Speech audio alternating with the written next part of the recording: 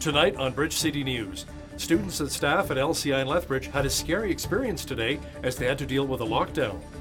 Lethbridge MP Rachel Arter speaks out about the resignation of Tory leader Andrew Scheer. And Boris Johnson's Conservative Party wins a majority. The UK leader speaks about next steps when it comes to Brexit. Your nation,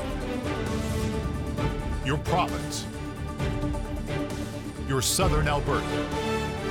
From the heart of Lethbridge, it's Bridge City News with Hal Robbins. Good evening. Thanks so much for joining us. The Lethbridge School Division reported that one of its high schools, Lethbridge Collegiate Institute, was in a lockdown earlier today. It was posted to the division's Facebook page just after 11 a.m. this morning. Lethbridge police say a threat was made by a 17-year-old around 10 a.m. who was not a student of the school. Staff at LCI decided to lock down the school while police investigated and classes continued to operate normally. A short time later, school resource officers located and arrested the 17-year-old suspect at the north end of the city. Police say there were no immediate threats to either the students or the school. The investigation is ongoing to determine if charges will be laid against the teenager. Lethbridge police have sent out a warning on a new scam called smishing, similar to phishing.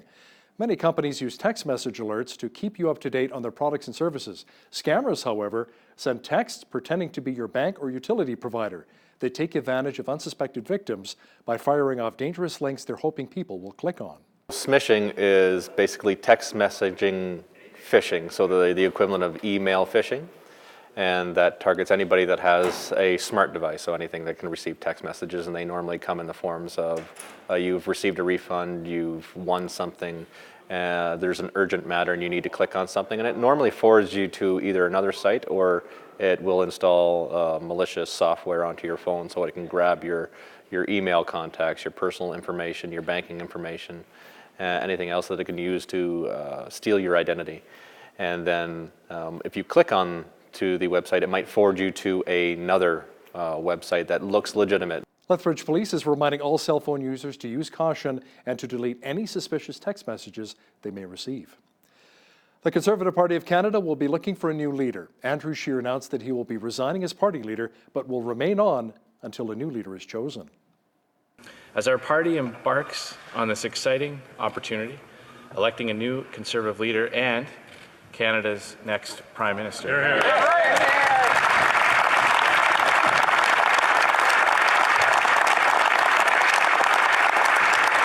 I intend to stay on as leader of the party and the official opposition. Serving as leader of the party that I love so much has been the opportunity and challenge of a lifetime. And this was not a decision I came to lightly. This was a decision I came to after many long, hard conversations with friends and family over the past 2 months since the election campaign. Lethbridge Tory MP Rachel Arter says she was surprised by Scheer's announcement and says she has mixed feelings. Certainly some surprise, some emotion for sure. I have a lot of respect for Andrew. I think he's functioned with a lot of humility and integrity. I know that his motivation is incredibly selfless. He certainly wants to serve the nation of Canada, and that was his entire ambition. And so I really admire that. And he was an easy leader to follow in that regard. So there's some sadness that comes with this for sure. I think certainly, Andrew and his wife Jill and their entire family, I think they all came under some attack, both during the election and then post-election. And unfortunately, there were some really visceral things that were said about him. And look, at the end of the day, to attack policy is one thing. To attack a person on a very human level, on a heart level, is absolutely inappropriate. And of course that takes a toll. And so I would say I observed a lot of that. And I would say it was really inappropriate. And I would say that Canadians are capable of better. Some of the names being bantered about to replace Scheer include former Harper cabinet ministers Peter MacKay and Rona Ambrose. Arter says many names will come forward over the next weeks and months, asking for support from the Conservatives to become their new leader. And it'll be up to those members to determine who they feel is the best individual to lead us forward into our future. For myself, I'll be looking for someone first and foremost who has excellent character, who is above reproach, who functions with integrity. I'll be looking for someone who has a positive and compelling vision for our nation. And I'll be looking for someone who unifies us as a party, but who also will unify us as a country from coast to coast. Because I think that that's really important in our Prime Minister. When asked if she would consider putting her hat in the ring, taking a shot at the leadership bid, Harder said she was not interested. University of Lethbridge political science professor Dr. Jeffrey Hale says there was a perception that Andrew Scheer may not have been comfortable in his own skin. There was a widespread perception that he wasn't terribly comfortable in his own skin, and that if you communicate that impression to voters, you can get a variety of responses. One can be, if you're not comfortable with yourself, why should I be? Another less helpful one is, what have you got to hide? And I don't think that's necessarily fair, but I haven't noticed any connection between fairness and politics in the 45 years I've been watching it. Jason Kenney has indicated that he would like to see Rona Ambrose as the next leader. I don't know if she's interested, but it has to. The person has to have three basic qualifications. First of all, they have to have excellent communication skills. Secondly, they have to be able to appeal not just to different segments of the party, but different segments of the country. And thirdly, they have to be able to speak both official languages well enough not to appear as a stranger in large parts of Canada. There apparently have been some allegations that Andrew Scheer may have used Conservative funds to pay for his children's private schooling. Now, we received a statement from Dustin Van Voot, who's the Executive Director for the Conservative Party. Here's what he had to say. As is the normal practice of political parties, the party offered to reimburse some of the costs associated with being a national leader and relocating the family to Ottawa. Shortly after Mr. Scheer was elected leader, we had a meeting where I made a standard offer to cover costs associated with moving his family from Regina to Ottawa. This includes a differential in schooling costs. All proper procedures were followed and signed off by the appropriate people. The statement is also available on our Facebook page. Deputy Conservative leader Leona Olislev asked the Liberals today how the government plans to help tens of thousands of workers out of a job this holiday season. Associate Finance Minister Mona Fortier says our economy is moving along well despite growing uncertainty around the world. But, Mr. Speaker, the ghosts of Christmas past are not going to help Canadians today and in the future. What kind of holidays are the 71,000 Canadians who lost their jobs last month going to have?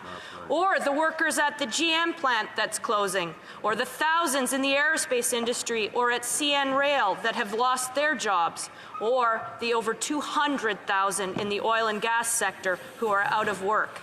The finance minister says he's not worried about the economy. If this isn't enough to worry him, then just what is? Mr. Speaker, we recognize that despite a strong and growing economy, many Canadians are still facing and having trouble making ends meet. We're firmly focused on creating more good, well-paying jobs for Canadians across the country. We know there's much more work to do, and we will continue to make life more affordable and create more opportunities for middle-class Canadians. NDP leader Jagmeet Singh was also active in question period, asking about meetings the Liberals had with Volkswagen before the company was charged under Canada's environmental laws. The company was charged with 60 violations for using software on millions of cars to help them cheat on emissions tests. 6 meetings with various government departments, including the Prime Minister's office. Volkswagen got a special deal. No other accused gets to speak with the government before striking their plea deal. So my question is, why did the Liberal government and the Prime Minister's office give such special treatment to this massive corporate fraud? He's asking about our government's agenda. It's focused on the middle class. That's why since 2015, we have seen over 1 million jobs created. And that is because we're building partnerships with the private sector to bring in foreign direct investment. That is why we're also addressing concerns for middle class Canadians by investing in measures like the Canada Child Benefit. This has helped lift 300,000 kids out of poverty, and overall we have seen a reduction of 900,000 individuals lift themselves out of poverty. Every family has its own Christmas traditions. Many of these come from ancestors from other countries. The Southern Alberta Ethnic Association is hosting Christmas Around the World tonight, giving us a glimpse into some of those traditions. It's a fun event with lots of food that's available for purchase, and also it's a family-friendly event with crafts available for children. Santa will be here for children to visit. They can write him a letter and they will get a response back if they include their address. There's balloon making and also cultural displays from some of our different ethnic groups. We're going to have performance for Ukrainian, for Colombia, from Alma Salvadoreña, Corazón Salvadoreño, Venezuela, India, Bhutan, and the Hungarians will be with us. The Southern Alberta Ethnic Association has been highlighting different global cultures, languages, and cuisines for around 40 years. There was some exciting news coming out for the Lethbridge Hurricanes. Both Kaylin Addison and Dylan Cousins have been added to the Team Canada roster for the World Junior Hockey Championships, which begin Labor Day in the Czech Republic. The Canes coaching staff and players think it's pretty cool that two of their own made the roster. Yeah, it's going to be kind of a little bit of an added level of familiarity with the team. You know, we're as fans and the city, we've been used to seeing these guys for 2 years, 3 years here, skating around the ice and helping out the Hurricanes, and now they get to go help out their country. Every year we always get together and sit down and watch the team play. Not just because it's Canada, but just because they're on our team and we know them personally. So it's pretty special to watch them on TV. It's definitely going to be a big hole to fill in the lineup for those games they're gone. But there's lots of guys that are going to look forward to the opportunity to get some extra ice and some extra power play time. And I think that these guys have worked hard at the roles that they've had, and they're probably ready for some more ice. So I think that guys like Boyko and Barloggy and Chase Wheatcroft and Zach Stringer, even those guys are going to really take advantage of the extra time and do some good things with it. Tawadros Kabidi and Liu Yao were found guilty in a 2017 Calgary quadruple killing case that stemmed from a kidnap for ransom plot. Cynthia Hunter, an aunt of the two victims, Glynis Fox and Tiffany Ear, says she is struggling to make sense of what happened. It hit my heart, and I think it hit the heart of Calgary also. It's been a month, and really sitting there and trying to comprehend why. It was senseless. They were young, all of them. And to hear the guilty, I'm happy, but yet I'm brokenhearted because it's not going to bring my nieces back. Post-traumatic stress disorder is a condition that has impacted many in Canada, including our veterans. Vance McGrath is a retired warrant officer who served with the Canadian Armed Forces for close to 3 decades. Vance suffers from PTSD. He says he was diagnosed after returning from his tour in Afghanistan, and it hit him pretty hard during a time he went on holidays with his family. We were in Disneyland, walking around. We were up at, going by one of the food courts, one of the many ethnic ones, I don't know which one, but there was a certain smell that come across there that hit me, and right away, it was the same thing. Like, I just froze in my tracks. Basically, I went right white. The blood drained from my face. Again, same thing, started sweating and got into a real panicky mood. And my daughter didn't know what was going on, and I said, we got to get out of here now. Watch the full interview with retired warrant officer Vance McGrath talking about his challenges coping with PTSD coming up in the second half of our show.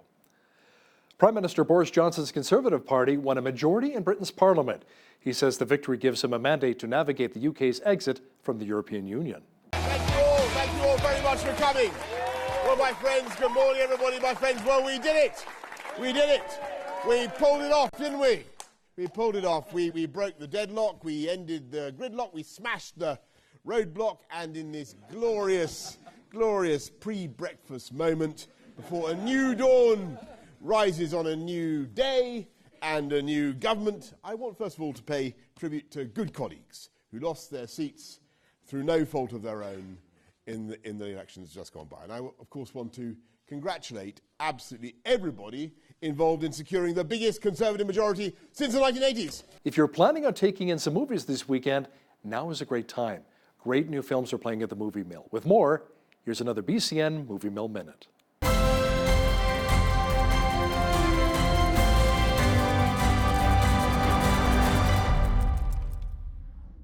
Playing with fire. When strict fire superintendent Jake Carson and his elite team of firefighters come to the rescue of 3 siblings, they quickly realize that no amount of training could prepare them for their most challenging job yet, babysitting. The three men soon learn that children, much like fires, are wild and unpredictable. I get distracted. I can't do this job effectively. Don't you remember what it's like to be a kid? Soup? Did we kill you? Playmobil, the movie. Magically transported to the fantastical world of Playmobil, a teen joins forces with a bumbling secret agent and an adventurous truck driver to save her captive brother from an evil emperor. We're coming for you, little bro! Amazing. Yeah! All right, Charlie. We can do this. Yes! The Two Popes. Behind Vatican walls, a struggle commences between both tradition and progress, guilt and forgiveness, as Pope Benedict and future Pope Francis confront their pasts in order to find common ground and forge a new path for 1 billion followers around the world. There's a saying, God always corrects one pope by presenting the world with another pope. I'd like to see my correction. You're the right person. Church needs to change, and you could be that change. It could never be me. With all of the snow we've received lately, especially in the mountains, there's been some great powder for skiing. A complete look at the weather forecast and the BCN ski report are coming up.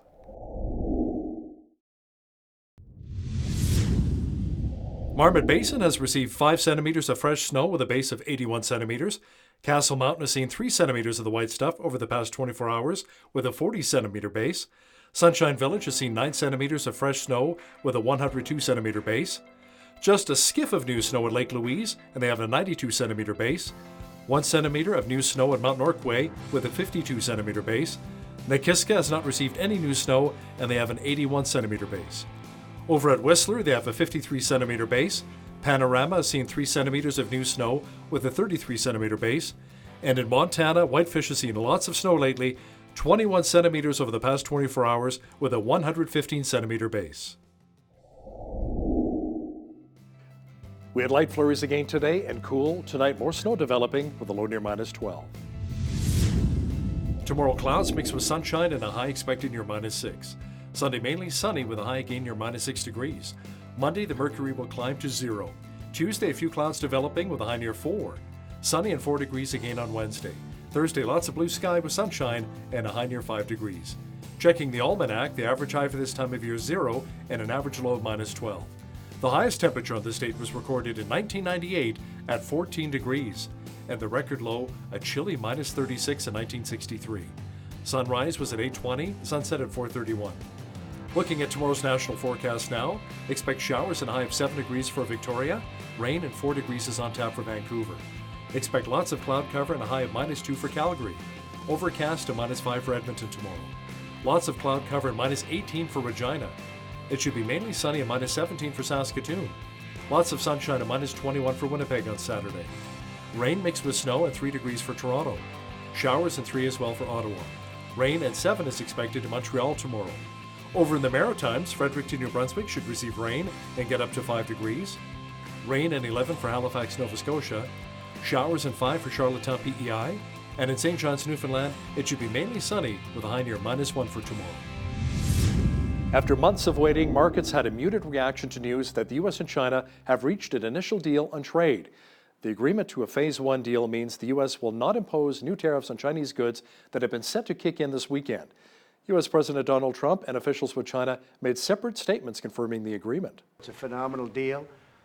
The tariffs will largely remain at 25% on $250 billion, and we'll use them for future negotiations on the Phase 2 deal, because China would like to see the tariffs off, and we're okay with that, but they'll be used as a negotiating table for the Phase 2 deal, which they would like to start immediately, and that's okay with me. We were going to wait till after the election, but they'd like to start them sooner than that, and that's okay. Tech company stock, which rely heavily on China for sales, rose today. Lawyers for automaker Volkswagen made a plea deal in an Ontario court today on allegations the company broke many environmental laws. The Canadian government announced earlier this week it was charging the German company with 58 infractions of the Canadian Environmental Protection Act and 2 counts of providing misleading information. The government says Volkswagen imported 128,000 cars into Canada between 2008 and 2015 that violated emission standards. The company pleaded guilty in U.S. court 2 years ago for violating American laws and was fined $4.3 billion. Household net worth is up for a third quarter of this year, but Stats Canada says it went hand in hand with household debt.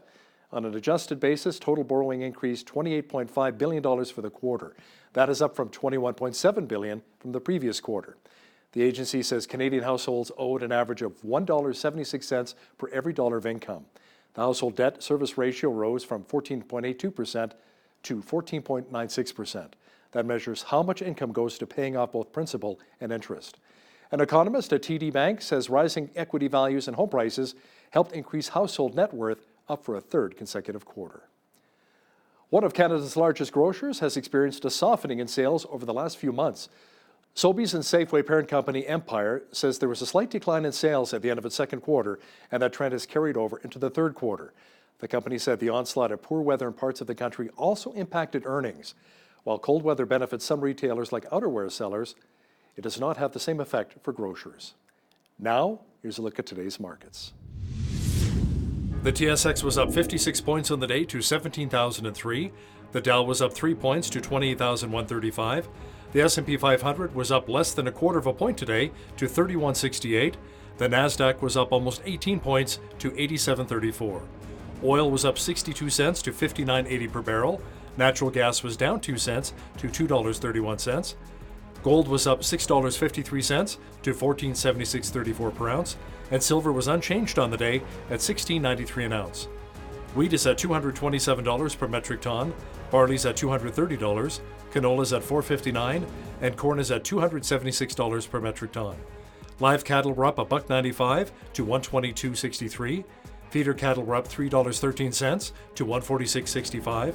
Lean hogs were down 53 cents to $60.83, and the Canadian dollar was up slightly on the day to 75.95 US.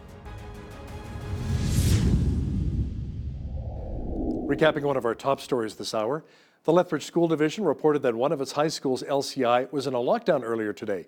It occurred around 11 a.m. this morning. The school said there was an active police presence and one person, a 17-year-old, was taken into custody. That 17-year-old did not attend LCI. The lockdown was lifted just after 11:30 a.m. and students were allowed to leave at their usual times. There are many in our armed forces who are dealing with post-traumatic stress disorder. Up next, I chat with a former soldier who served in both Bosnia and Afghanistan about the challenges he faces on a daily basis when it comes to PTSD. That interview is coming up. But first, here's a look what's happening in and around your community.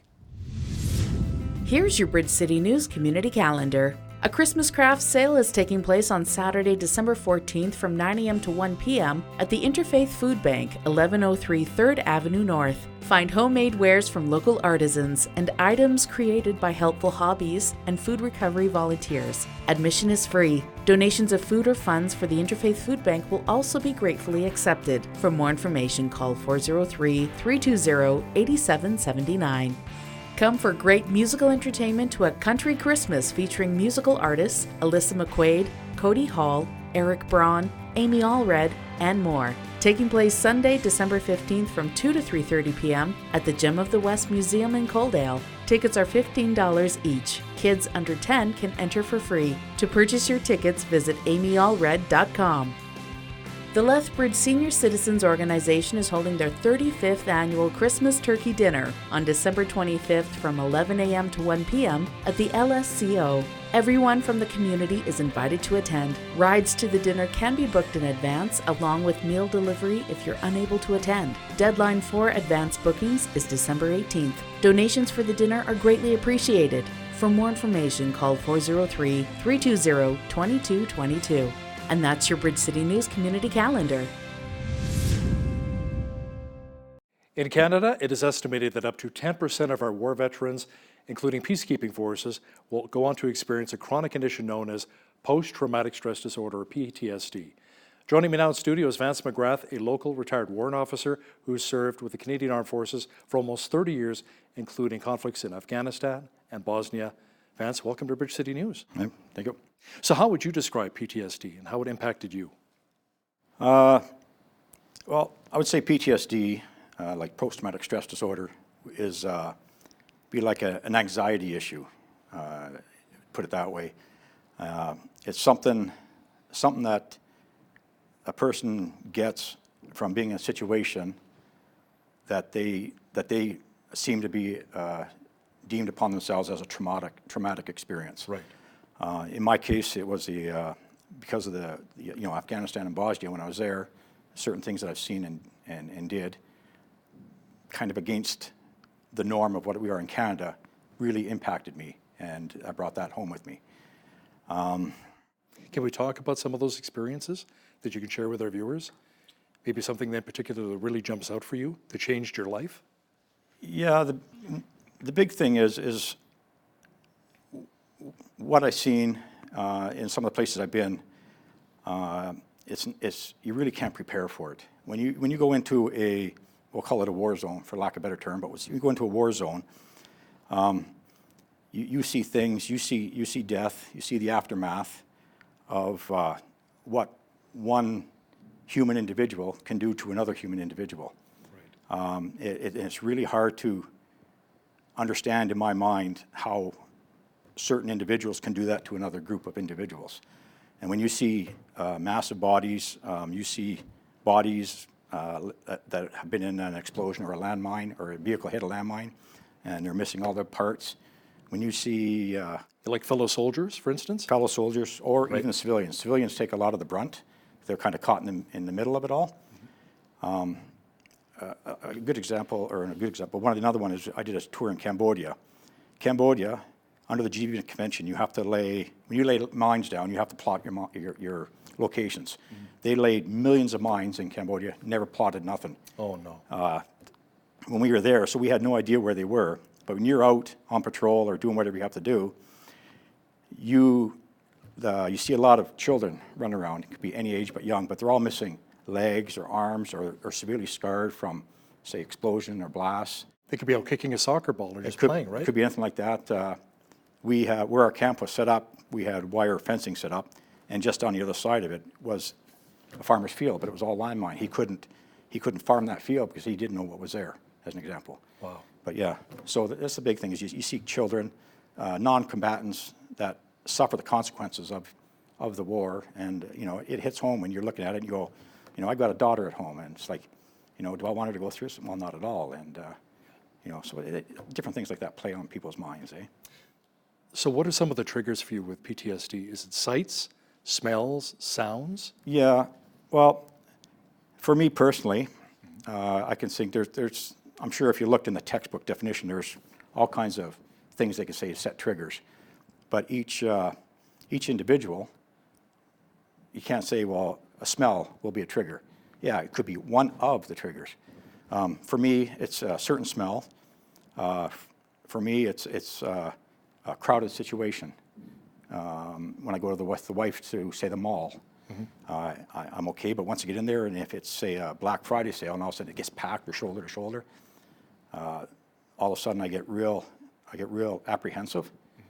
Really anxious? Really well, basically the big thing, the heart kicks into it, it speeds up. Sure. I start to sweat.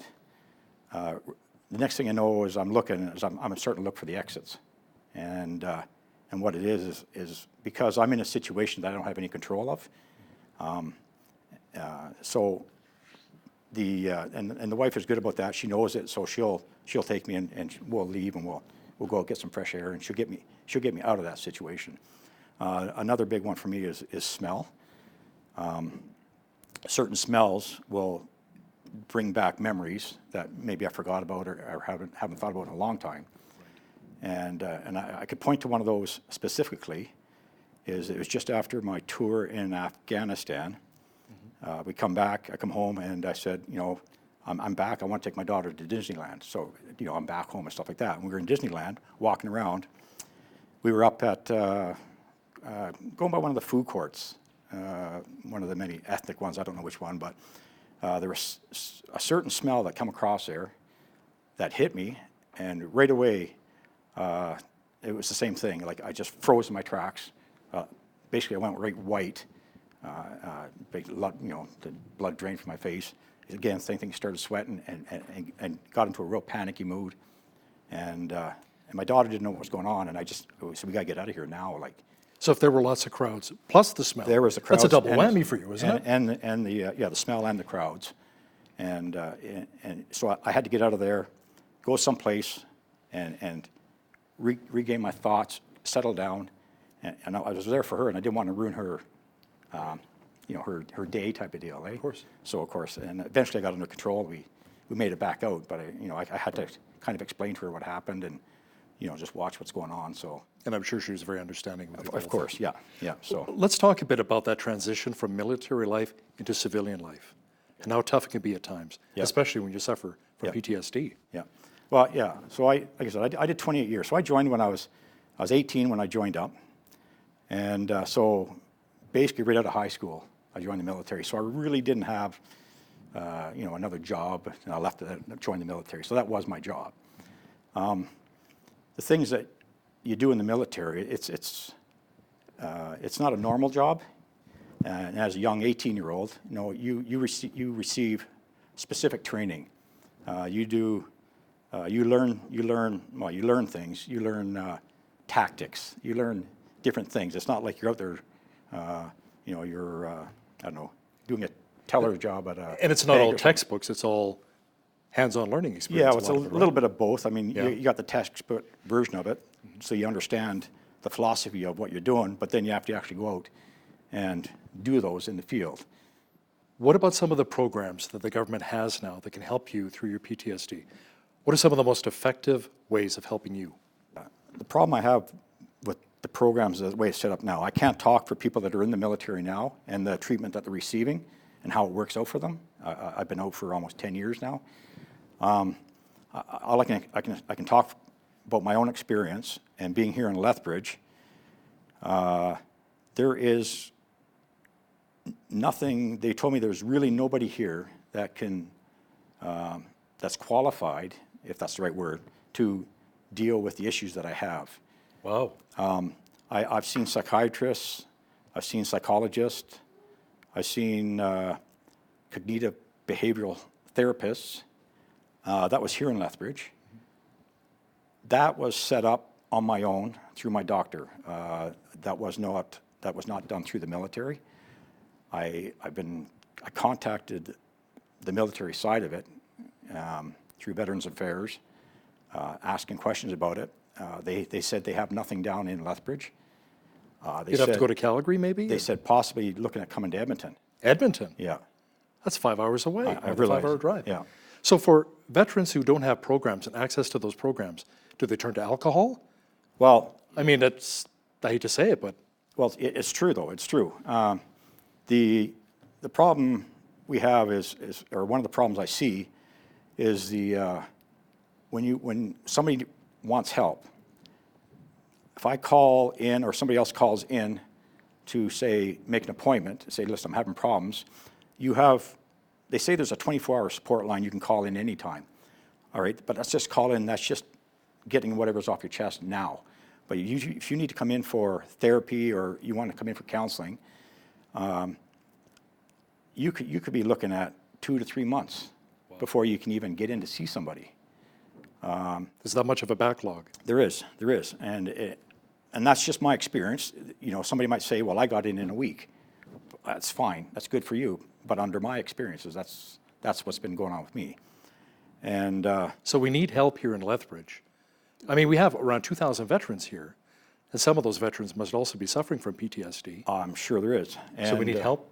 We do. We have the Legion. Mm-hmm. I mean, the Legion can and will step in on your behalf, but it follows on the politics side of it. I mean, they can only do so much, like when they're talking, if they make the phone calls for you, they can only do so much however they receive on the other end. Right. So if the other end is a delay or there's a backlog, they're not pushing that agenda through for you, so you're still on the backlog. I belong to, I don't know if I should say it or not, but I belong to a Commandos MC group. That's a Special Forces group. We're all over Canada, but we're through Alberta too. We have a lot of military members in that. Might not know them all, but we all share a similar background. So you can support each other? So we support each other? Yeah, yep. Exactly. So we do what we call buddy checks. Every now and then I'll make a few phone calls to some guys I know. Okay, they might be having a rough time. I'll just give them a call, say, how's it going? Almost like an accountability partner. Yeah. Having somebody there to support you. Yeah, and help you. and that's just our way of, because I realize that the system is somewhat flawed, and for, he might be in between, say, we can get you in, but your next one might not be for a month. So in between that, what does he do? And so we want to be there for you, and we want him to know, or the other individual to know, that there's always somebody there. You're not alone in this. And we have quite a few, actually just on a personal note, just last weekend, we had a guy that was ready to commit suicide. He was going to shoot himself, and we found out, we got a hold of him, we talked him out of that. So now we're dealing with him and trying to bring him along. When you come across a situation like that, Vance, where somebody feels there's no other way to turn but to take a gun to themselves or to end their own life, how do you approach that situation with that person? What do you say to that person? Well, there's not really a lot that we have to say. The big thing is we call them up, or we approach them, and we can say, listen, I understand what you're going through. Because you've been through it yourself. I've been there. We have others that have been there. It may not be the same situation, but I'm dealing with it myself. And the big thing is let them know that they're not alone, that we are there to listen. Like, you don't even have to talk. Want to go out, just go to Tim Hortons, have a coffee. We'll go for a coffee, just sit there, just to have the company. Like, if you want to talk, fine. If you don't want to talk, that's fine, but I am there, and I will be there as long as it needs to be till you can get through that phase of your life. What kind of an impact does post-traumatic stress disorder have on relationships? Let's talk a bit about that. It can be very strenuous. From personal experience and from people I know, a lot of marriages have gone down the tube. The big thing I find with that, and the same thing with me when I come back, is you come back, you're kind of a changed person. You're not the person you are when you left. And so after 6 or 7, 8 months, when you come back, you have a different personality. So you could be more irritable. You could be, say, less loving. Maybe a shorter fuse, quicker temper? Oh, definitely, Yeah. quicker temper. Yeah. You could say, I don't care about nothing. You're just going to lay on the couch, or because you just gave up on the world. So depression sinks in. Yeah, depression. There we go. Yeah, Right. exactly. Yeah. So depression, even anxiety.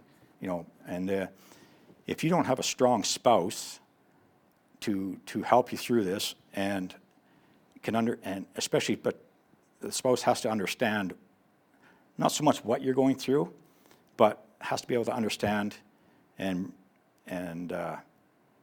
kind of ride the boat with you and say, okay, listen, you're being irritable, or you're being like my wife, as an example. Like, we're in the mall. When I start getting to my anxiety attacks and this other stuff, she recognizes it, and okay, let's go, and she sees the symptoms. She does. And removes you from the And situation. she takes me out of that situation. So she's very strong-willed. It's beautiful. And she looks after me. And then, but we talk, and she understands.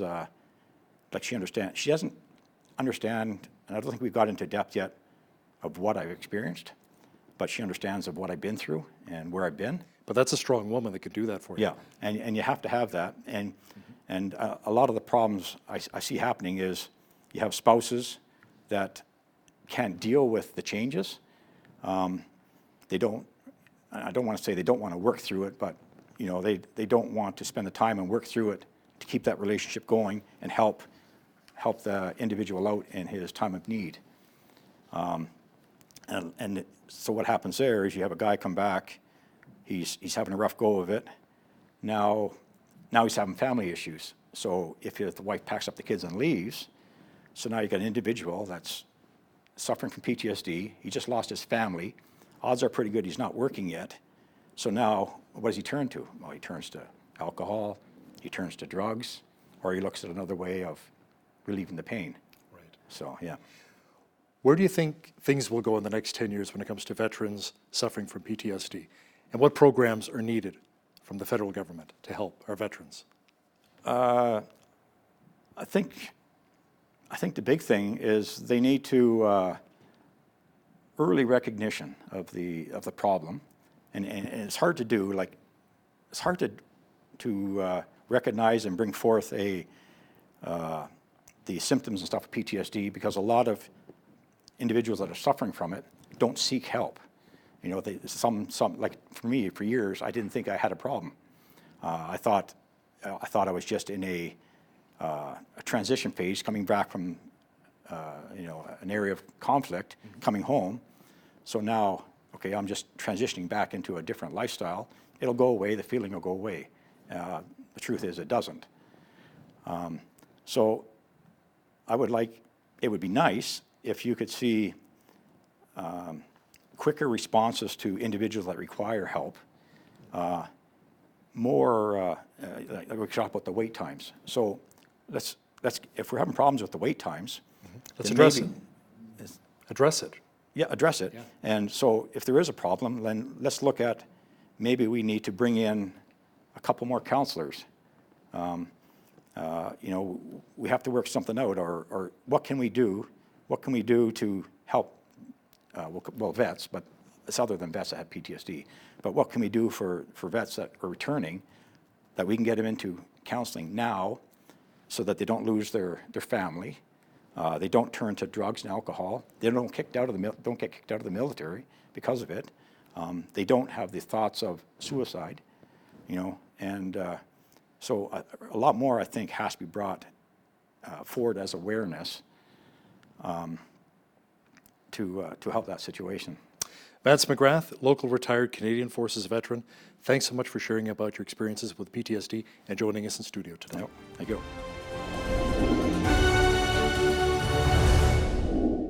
We live in some very interesting times. The world has more millionaires than ever before, and yet a lot of the world's population lives on less than $10 a day. Is there a way to eliminate extreme poverty? Our guest today may have some ideas. Alison Alley is the new president and CEO of Compassion Canada, joining me today from London, Ontario. Alison, welcome to Bridge City News. Thanks, Hal. It's great to be with you. Now, you've been with Compassion Canada since 2012 and now becoming president at a fairly young age. Do you feel any of the pressure? Well, I will tell you, I feel immense privilege to be stepping in as the fourth president and CEO of this organization. And as you said, I'm thankful that I've been here for quite a while. I know the staff. I love this ministry. And so I feel a sense of not only privilege, but confidence and peace in the calling that I have to this ministry and in the commitment and support of our staff. Now, where did your passion begin for ministry and to really help those in need? Yeah, well, my story began as a young adult. I engaged in a program called Youth with a Mission and was able to spend time teaching English in Chiang Mai, Thailand. And it was there, as you could imagine, that I was confronted with not just poverty, but child mortality, child labor. And so I left that time with a pretty significant burden for kids living in poverty and a sense that God was calling me into ministry. That would sit on the back burner of my life for about a decade until I had my own kids. I have two beautiful daughters, and it was the realization that they were afforded certain opportunities because of the privileged life that they were born into that re-engaged my heart and mind in this. So, Alison, for viewers not really familiar with Compassion Canada, what is it all about? Yeah, Compassion is a global child development organization that exists to end poverty in the lives of kids and their families. So we partner exclusively with local churches. We have over 8,000 church partners now in 25 countries. Yeah, so we can holistically develop over 2 million kids. And for us, that means helping kids to develop healthy minds, healthy bodies, healthy relationships, while also discovering God's love for them. So what is your vision for Compassion Canada? Will things change a little under your leadership? Well, things that won't change is the fact that we are a child-focused organization. We're a Christ-centered organization, and we will continue to be a church-based organization. And as I said, we serve 2 million kids living in poverty, which is remarkable how God has used this organization. But there are still 1 billion kids living in poverty. And so as we look to this next era as an organization, we're committed to working towards a world where every child can be afforded the opportunity to live a life free from poverty We're pretty passionate also about engaging every Christ follower, not just across Canada, but around the world, in joining God in advancing his mission of justice and compassion. And through it all, we hope to see God change every life through the process. That compassion would not just be a bridge with the exchange of resources between, Canada and other countries, but we can be used to exchange relationship, where, as I said, lives can be impacted here at home and around the world. So how would you really define poverty and talk about its severe impact on people today? Well, the World Bank would define poverty as far as the pronounced deprivation of well-being, which tends to be measured in economic terms. So they would say if you live on $1.90 or less a day, you live in extreme poverty. At Compassion, we define poverty to include the denial of opportunities, the deficiency of internal assets that might prevent someone from realizing their basic God-given potential. But I think what's interesting is if you ask those experiencing poverty, they tend to describe it in more psychological terms. They'll say that they feel excluded from society, belonging or dignity or freedom or choice. And so poverty ultimately can tell people that they don't matter, they're not seen, they're not valued, that nothing's going to change for them. So how many children would you say in the world today are currently living in poverty? Yeah, so as far as extreme poverty, there would be close to 400 million children still living in extreme poverty. Wow. That's incredible. That is amazing. Now, to battle and end poverty, that's been going on for quite a number of years right now. Why is it so difficult to eliminate poverty?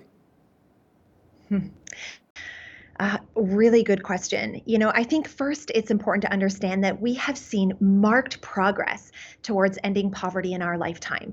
So in 1990, about 36% of the world's population lived in extreme poverty. Fast forward to today, and that number is under 10%. So again, remarkable progress has been made. As far as why we haven't combated it, it's a very complex topic. Increasingly, extreme poverty is in the context of fragile states, poor government, environmental instability, and there's this thing called inequality that really continues to undermine the efforts towards development, not just individual development, but economic development. I think what's interesting, however, though, is the World Bank talks about 3 key areas that are needed to focus on to end poverty. The first is inclusive economic growth. The second is resilience to global shocks. But the third, and what's interesting to us at Compassion, is the investment in human capacity. And particularly, they talk about the importance of investing in kids when they're young, giving them an opportunity to go to school, to be healthy, to be strong, and to be contributing members of their communities and society. We see the symptoms, Allison. We read the newspapers, and then we tend to really treat the symptoms rather than the roots of the problem. What is at the root? Well, ultimately, we know that God created a world where poverty didn't exist. There was no spiritual, physical, or material poverty. But when sin entered the world, things got broken, messed up. Our relationship with God was broken. Our understanding of ourself and our own identity was broken. Our relationship with people around us was broken, and even with the created world. And so that brokenness is really the root of poverty. And what we know to be true is that broken people in broken relationships tend to build broken systems where things like extreme poverty and systemic injustice can exist. There are a lot of organizations around the world that do great work in caring for the basic needs of the poor, a lot of great Christian organizations, but you believe it's also important to care for people when it comes to their spiritual walk as well, the spiritual aspect of their lives. Why is that so important? Well, I mean, if we understand the root of the brokenness we see in this world in the way that I just described it, then we as Christians understand that ultimately Jesus is the solution to much of this brokenness, that he is the one that will reconcile and restore all that is broken and all that has been lost. As Christ followers, we know as well that he has given us the Great Commission, the calling to make disciples. And he's also given us the Great Commandment, which is why as an organization, we really recognize the need to, we would say, have the mutuality of evangelism and social action held in balance as an organization. So we care not just for the spiritual needs, but we keep that core, but also for the physical and social needs. So let's talk a bit about the Compassion Canada model for helping the poor. Explain how you really work internationally and locally with community churches. Yeah, so when we say we partner exclusively with local churches, people are often surprised when they're able to travel and see our ministry firsthand because the church really is the hero. The church really is the one that is reaching out to their local community. And so theologically, we believe as Christians that God has chosen the church as his primary agent to be advancing lasting hope and healing in our world. But we also know as an organization that the church has the capacity, the proximity to the need, the credibility in the community that they live in, and they are then uniquely positioned to be able to know and see and meet the needs of their own communities. Now, can you explain exactly what you mean by the social gospel approach? Yeah, so that is recognizing, as I said, this mutuality of social action and evangelism in mission. So it is recognizing that the example that we see in scripture is that Jesus cared for not just the physical needs or the social needs of those around them, but the physical or the spiritual needs as well. And so, as an organization who exists in response to the Great Commission, as a Christian organization, we long to follow in that example and to ensure that we aren't just compelled by the gospel, but that we proclaim and invite people to understand the gospel in their own lives. Allison, can you share a success story of how a child's life has been turned around by the strategies you're using? Yeah, I'm reminded of a friend of mine, Tony Beltran, from the Dominican Republic. So he was raised in a critically poor family and community. He used to shine the shoes of tourists who came by his local town. And he tells a story that it wasn't uncommon for him to have no food on his table at nighttime. But his dad, who was a man of faith, would still pray to this God of abundance, this God of provision. And Tony used to be frustrated by that because he would say, where is this tangible evidence of this God who knows and cares and sees? Well, eventually, Tony was registered in the Compassion Project at a local church. He was known, loved, and protected there. He had a sponsor who loved him, was able to get medical care, food, and education. And the outcome of Tony's story is that his life was radically transformed by the practical investment of the local church that loved him. He ended up finishing high school, going to college, getting a master's degree, and Tony was recently appointed as the new National Director of Compassion Dominican Republic. So he has a full circle story now where he's able to partner with hundreds of churches in his country to help hundreds of other kids just like him be able to see their lives changed. Oh, what a great success story. Now, does Compassion Canada use microloans to help people establish their own businesses? Compassion does not, but what we do is we focus on building economic self-sufficiency.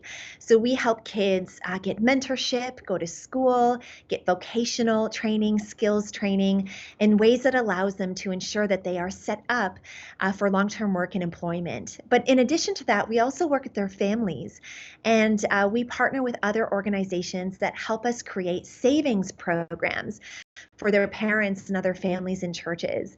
And these savings programs are not based on external cash infusions, but instead are based on neighbors coming together to grow in their understanding of stewardship and savings principles and business principles, and allows them to really leverage what they have, their own knowledge, their own assets in their community in ways that they can work together to start businesses and to support one another.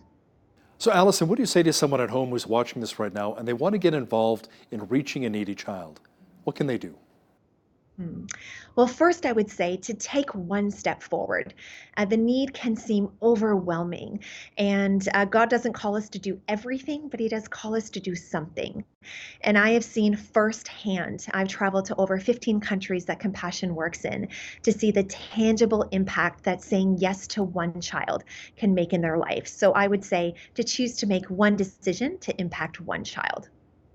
You know, I know a lot of people have concerns over whether or not the organization they're donating to is using their funds properly and not going for administrative costs all the time. Any advice on how to choose a charity that is accountable and honest?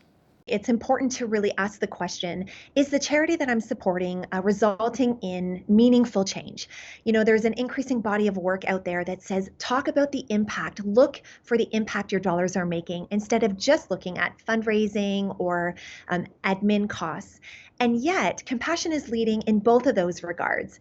We were recently declared to be one of the top 100 charities in Canada by Maclean's magazine based on financial transparency and accountability.